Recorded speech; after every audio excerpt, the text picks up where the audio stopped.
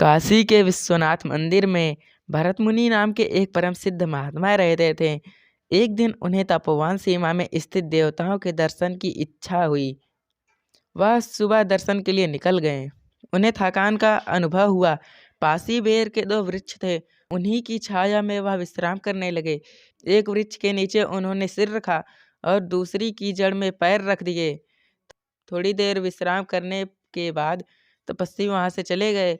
बेर के दोनों वृक्ष एक सप्ताह में सूख गए। उसके बाद दोनों वृक्ष ने एक ब्राह्मण के घर दो कन्याओं के रूप में जन्म लिया। जन्म के कुछ वर्ष बाद भरत मुनि ब्राह्मण के घर के सामने से गुजर रहे थे। उन्हें देखते ही लड़कियां उनके चरणों में गिर गई और बोली, महात्मा जी, आपकी कृपा से हमारा उद्धार हुआ है। हमने आपकी वजह से पेड़ का जीवन त्याग मनुष्य का देह प्राप्त किया है। भरत मुनि की समझ में कुछ नहीं आ रहा था। उन्होंने विस्मय से पूछा, पुत्रियों, मैंने किस तरह तुम पर कृपा की? मुझे तो इस विषय में कुछ पता ही नहीं है।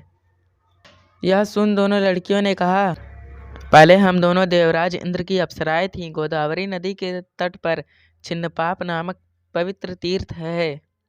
धारी मुनि कठोर तपस्या कर रहे थे। इंद्र उनकी तपस्या से डर गए।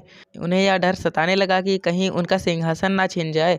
हमें आदेश दिया कि मुनि की तपस्या में विघ्न डालो। बस हम दोनों वहां जाकर नृत्य करने लगे। इससे मुनि का ध्यान भंग हो गया।